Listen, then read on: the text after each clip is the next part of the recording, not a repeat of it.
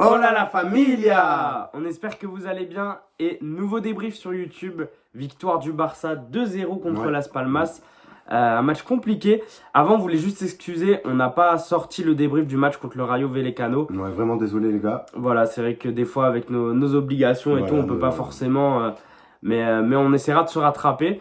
Donc voilà, match victoire du Barça. Il fallait que le Barça gagne ce match. Qui a été fait. Voilà, puisque l'Atlético, souviens-toi, eux ont gagné 3-0 contre Valence. Donc le Barça avait la pression pour gagner. Au final, ils ont gagné. On va pas dire plutôt tranquille, hein, parce que ça a été un match très compliqué. Est-ce que tu veux nous en dire un petit mot? Ouais, tout à fait. Alors, bon, match très compliqué. Bon, déjà une équipe de Las Palmas qui était présente sur le terrain. Ils n'ont rien lâché.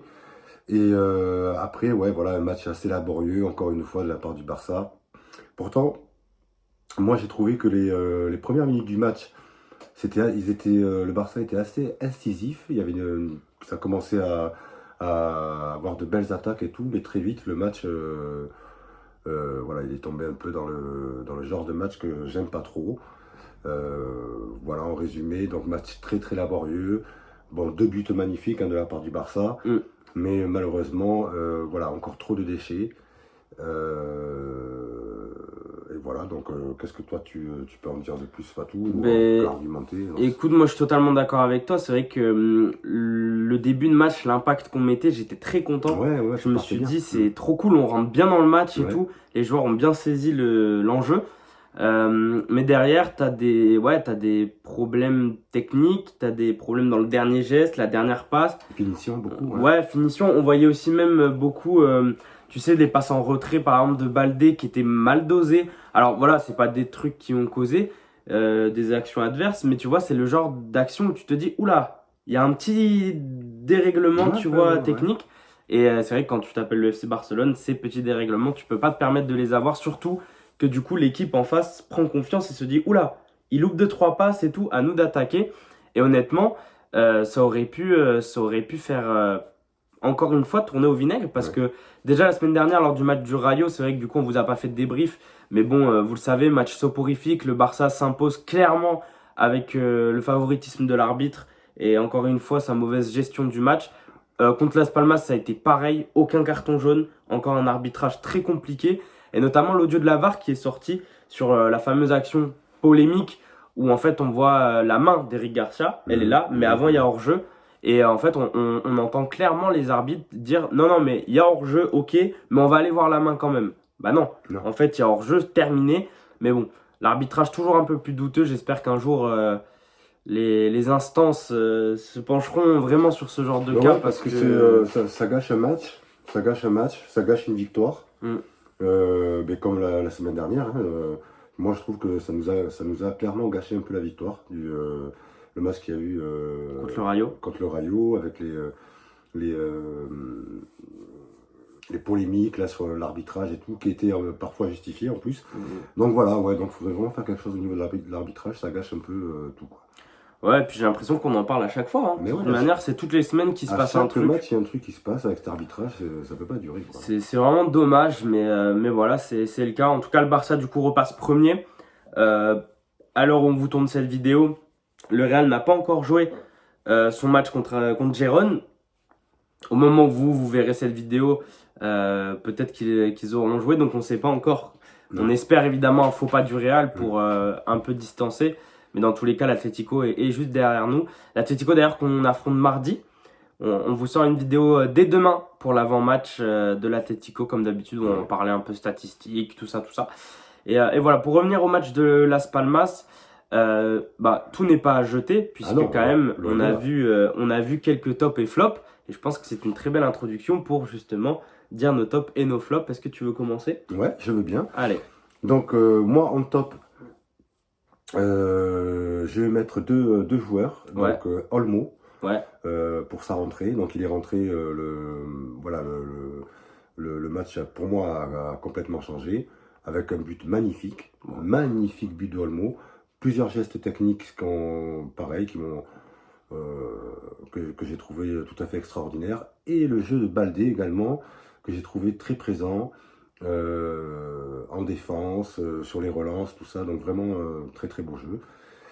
Et en flop, malheureusement, et ça me fait un peu de mal encore de le dire, mais je mettrai encore Lewandowski, pas tout. Ouais. Malheureux, voilà, c'est toujours pareil. Il ralentit le jeu. Enfin là, en plus, il n'a pas eu beaucoup d'occasions de but. Les seuls qu'il a eu, il les a ratés. Et je ne l'ai pas trouvé dans le match. Donc encore une fois, désolé monsieur Lewandowski. Mon flop vous revient. Et toi, Patou? Eh bien écoute, moi je suis d'accord avec toi. Les mêmes tops, les mêmes flops. Juste moi je rajouterais un petit top, c'est Koundé. Oui, Je trouvais encore très très solide défensivement. Il nous habitue maintenant à ce genre de performance, mais c'est vrai que je l'ai trouvé vraiment très fort encore une fois. Pour reparler de Baldé quand même, je trouve que de son entame de 2025, elle est stratosphérique.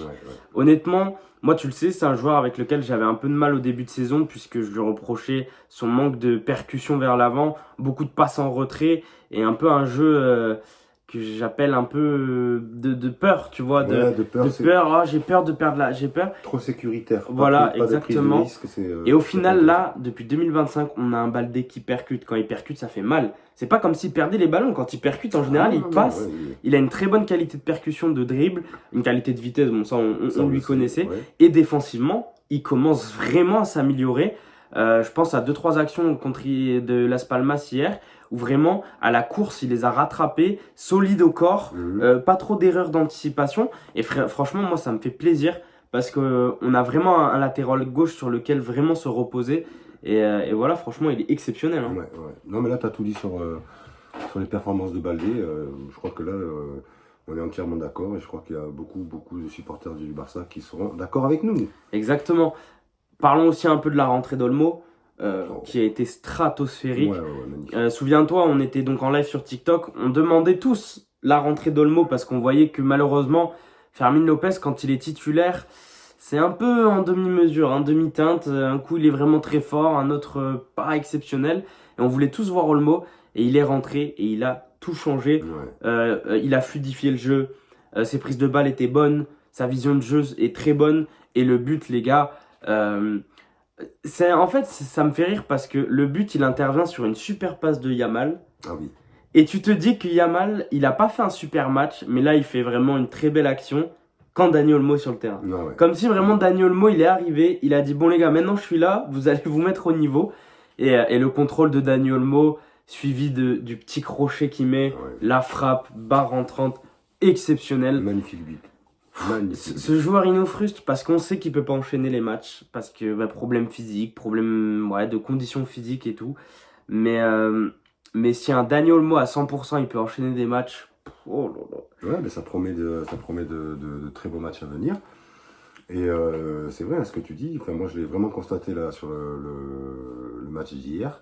Dès qu'il est rentré, voilà, le jeu s'est fluidifié. Il a amené de l'oxygène un petit peu dans le jeu, de l'offensivité. Et ce but-là qui était absolument exceptionnel avec une passe de Lamine Yamal, qu'il ne faut pas oublier, en croisée, magnifique, précise au millimètre près. Et ça, c'est aussi une des qualités aussi de Lamine Yamal, de faire des passes comme ça, absolument hallucinantes. Ouais, très très bon passeur. Je pense qu'on mettra quand même une mention spéciale pour Ferran Torres qui, une fois de plus, rentre sur le terrain et une fois de plus, c'est décisif. Son but, il est magnifique. Alors bon, beaucoup de crédit à donner à Rafinha qui est sur la récupération. Rafinha, pareil, en une touche, millimétré dans les pieds. Mais le contrôle de Ferran Torres, on en parlait hier. Comme contre Dortmund, t'as l'impression que le contrôle, il met 150 ans à le faire. Tu te dis, mais qu'est-ce que tu fais? On dirait que c'est au ralenti. Voilà, et derrière, le mec, il se retourne, il te met une bombasso dans la barre transversale encore. Et voilà. Je pense qu'au bout d'un moment, il faudra peut-être se pencher vraiment sur le cas Ferran Torres pour remplacer Lewandowski, parce que force est de constater que il est sur des rentrées percutantes. Il est encore sur un triplé contre Valence il y a 2 semaines. Donc au bout d'un moment, moi, je me demande en fait... ce que doit faire Ferran Torres pour avoir vraiment du temps de jeu, parce que, excusez-moi, dans le jeu et statistiquement, il est en train de flinguer Lewandowski, je suis désolé. Alors après, bon, on va pas les mettre en concurrence tous les deux, c'est juste que par rapport au niveau actuel de Lewandowski, Ferran Torres, lui, il est quand même, quand il arrive sur plusieurs matchs, à chaque fois, il fait la différence. Et ça, c'est ce qu'on veut, nous, hein. Surtout, c'est ça. On veut des victoires, bon. Et c'est souvent comme ça, donc il arrive, voilà, boum, il enchaîne, bim, il marque un but super. Donc, ouais, à réfléchir.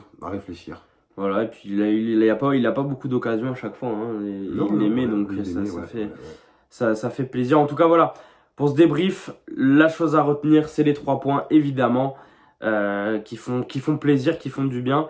Maintenant, on a des gros matchs qui arrivent, hein, la Ligue des Champions qui va arriver contre Benfica, le match contre l'Atlético mardi.